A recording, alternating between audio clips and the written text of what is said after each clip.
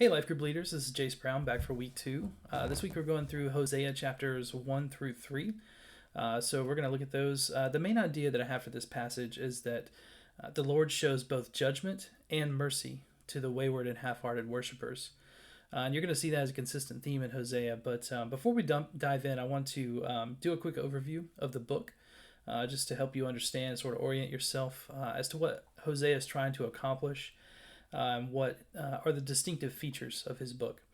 So first of all, it's important to know that Hosea is almost exclusively to the northern kingdom. Everything that's said, all the cities that are mentioned, the different times and locations, there are only a couple of exceptions to this rule, and those are important. And so when you see an exception to that, it's something to pay attention to. We're going to see a couple of those today, even. Also, the timestamp in chapter 1, verse 1 is one of those exceptions, and it's very important because it's trying to tell you something. We'll talk about what that is once we dive in. But basically, it's foreshadowing the downfall of Israel. And that's going to become more apparent also in chapter 1, verse 4. There's a couple of sections to Hosea if you were to divide it up. So there's chapters 1 through 3, which we're looking at today. That really sort of detail the spiritual situation of the people. But then 4 through 7 really dive into that more in depth. You know, what are the actual accusations? What are the issues with the people? Chapters 8 through 11 really deal with the false worship that's going on, which is a major theme. And then finally, chapters 12 through 14 look at future promises. What is the Lord going to do about this situation? So when we're considering some of the themes in Hosea, one of the big themes is this false worship that you're going to see happening a lot. It's also going to be judgment on the nation of Israel itself. And so those two sort of get intertwined. You know, this is the reason why this judgment is coming, and this judgment is going to be absolute and complete. One of the things that Hosea does that's can trip up first-time readers is that he pronounces these absolute judgments. Like that's, there's going to be nothing left, total, destruction, whatever. But then follows that up with a promise of some sort of salvation, some limited salvation or remnant. And it's interesting that he does that. It kind of reads like Isaiah in some ways. It's also very tied to Deuteronomy and all the promises that are made in Deuteronomy to the people of Israel. So that's a good introduction to what's going on in Hosea. But let's jump into chapter 1. So in chapter 1, he starts off, like I said, chapter 1, verse 1 gives a couple of names of kings. This is one of the few mentions of the southern kingdoms because it's giving you timestamps here. It wants to give you both northern and southern kingdoms. So it says, the word of the Lord came to Hosea, the son of Beri, in the days of Uzziah, Jotham, Ahaz, and Hezekiah, kings of Judah, and the days of Jeroboam, the son of Joash, king of Israel. And that Jeroboam is Jeroboam the second, so not the first that we saw about a month ago when you saw the kingdom split between Rehoboam and Jeroboam, but this will be his great-great-great-grandson, Jeroboam the second. So what's important about this is that timestamp there is letting you know that the days of the northern kingdom is very limited. They don't have much time left. In fact, there are 4 kings total that end their line, and you're going to see that again in just a minute. But Jeroboam the second is the first of those 4 kings, and those kings actually fall in pretty rapid succession, with the last king only reigning 6 months. So they're very close to the end of the northern kingdom. All right, so diving in, chapter 1, verse 2 says, when the Lord first spoke through Hosea, the Lord said to Hosea, "Go, take yourself a wife of whoredom and have children of whoredom, for the land commits great whoredom by forsaking the Lord." So he went and took Gomer, the daughter of Diblaim, and she conceived and bore him a son. And the Lord said to him, "Call his name Jezreel, for in just a little while I will punish the house of Jehu for the blood of Jezreel, and I will put an end to the kingdom of the house of Israel. And on that day I will break the bow of Israel in the valley of Jezreel." Now this is the first of what I'm going to call 3 children, 3 judgments, 3 mercies. So each child that Hosea has in chapter 1 is a special name, and it deals with a judgment on the people.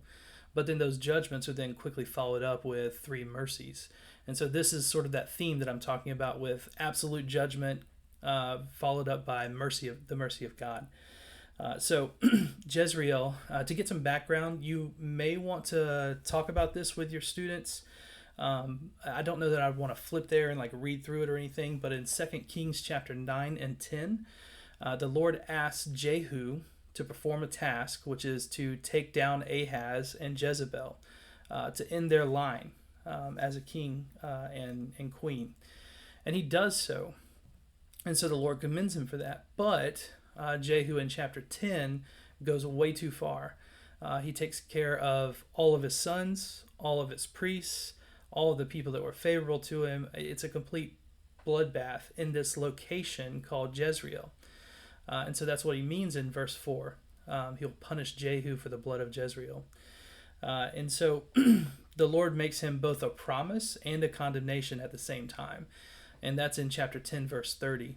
That you will have three more descendants who will reign as your heirs, and that'll be it, right? So the promise side of it is, hey, you'll have some more kings, right? Some of your sons and grandsons will sit on the throne, but the condemnation part of that is once they're done, that's it. There's no more kingdom of Israel at all. And if you understand what happens to the kingdom of Israel, Assyria comes in, lays waste to the whole thing, and it's never more seen again. As a nation, as a people, they're basically wiped off. And so that's what he's prophesying here. He's saying this is what's going to happen. So the second child, or the second judgment, is in verse 6. He says, she conceived again and bore a daughter. And the Lord said to him, call her name No Mercy. Or your translation may not translate it. It may say Lo Ruhama, which means no mercy. For I will no more have mercy on the house of Israel to forgive them at all. But he follows that quickly up with the second mercy, or I guess the first mercy. He says, but I will have mercy on the house of Judah, and I will save them by the Lord their God.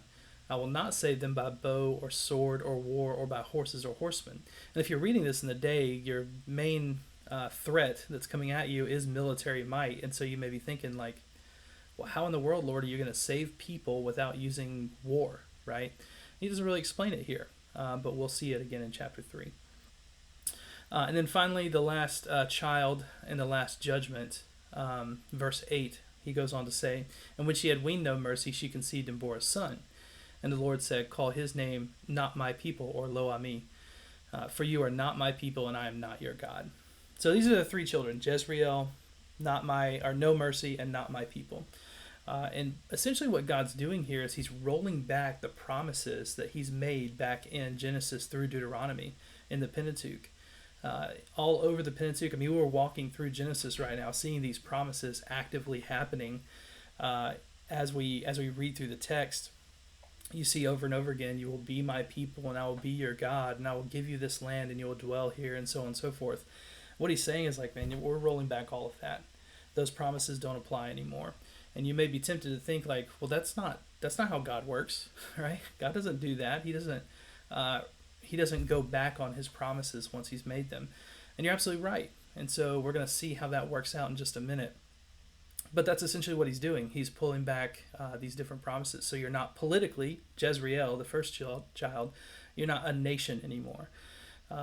The second child, you'll not receive mercy, or you'll not have forgiveness from me. And then the third child, you'll not be my people. So there's no more access to God. And so you're basically just as a pagan nation, any other nation out there. You have no real special privilege or place among me. And so these are the different children and the judgments. But then verse 10 and 11, he starts to shed some light on the hope, the mercies that are there. And so let's talk about 10 and 11. This is where I would kind of ask my students to really pay attention to, okay, these sound real bleak, right? These sound like the Lord is sort of going back on his promise, but let's see what he has to say here. Verses 10 and 11, it says, yet the number of the children of Israel shall be like the sand of the sea, which cannot be measured or numbered. This is a callback to Genesis chapter 22. If you remember, this is the promise that God makes to Abraham.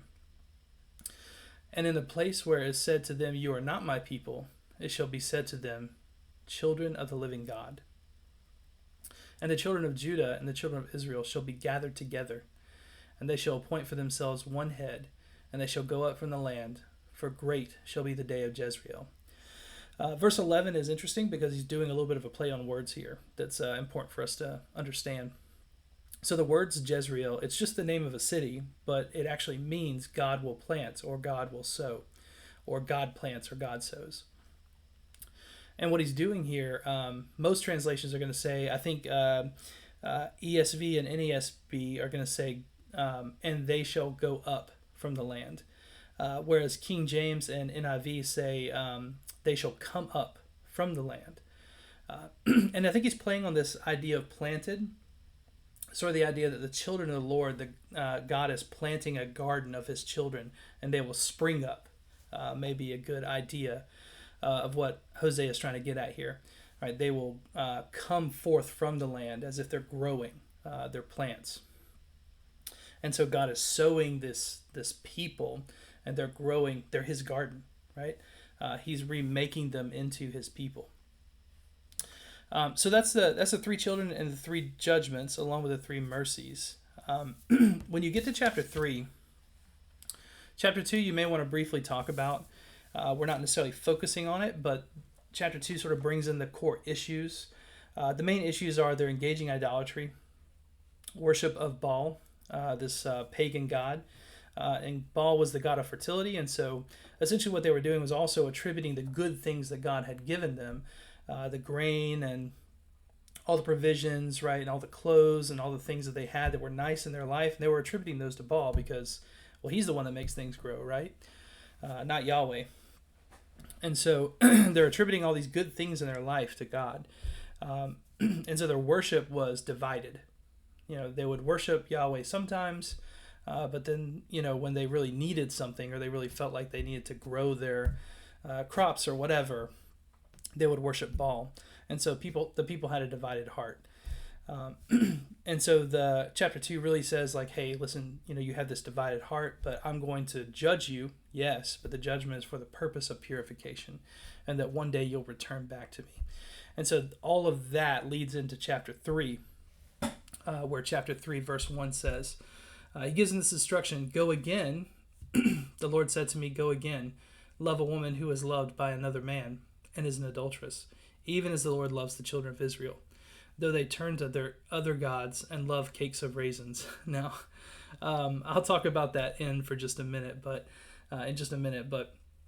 essentially what he's doing here in chapter 3 is he's asking Hosea to go take Gomer again. And it seems like in chapter 2, it doesn't mention that she's unfaithful or runs away, but by the prophecy against the people, it seems like that's what's happened.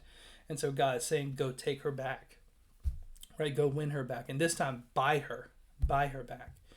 He didn't have to pay for her the first time, but this time she's made herself an actual harlot, and so he needs to redeem her. He needs to buy her out of that life. And so he does in verses 2 and 3.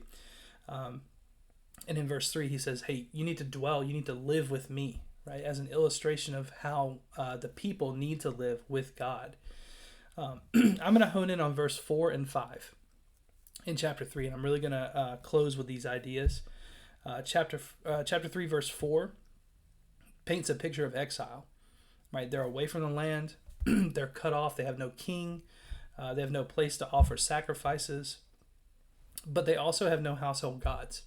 And so that's important. It's a time of purification, which leads into chapter 3, verse 5. This is the other mention of the southern kingdom here. And really, it's not the southern kingdom. They mention David, which David is the symbol of the united kingdom, right, together.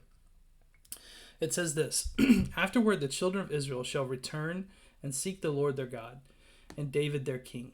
And they shall come in fear to the Lord and to his goodness in the latter days. And of course, David is a picture of the greater David, right? Jesus, who is going to come and make this a reality. They're going to return to Jesus as if he is their king. And in fear, they'll come to the Lord and they'll enjoy his goodness again. And of course, this is a picture of what's going to happen when Jesus takes on the judgment that we're supposed to have. And we find the mercy that is due Jesus comes to us. But Peter picks up on this, and I would take my students there. I would turn them to 1 Peter chapter 2, verses 9 and 10. And I would talk about this for a little bit. In 1 Peter chapter 2, verse 9, it says, "But you are a chosen race, a royal priesthood, a holy nation, a people for his own possession, that you may proclaim the excellencies of him who called you out of darkness into his marvelous light." And this is where he picks up on Hosea in verse 10. He says, "Once you were not a people, but now you are God's people.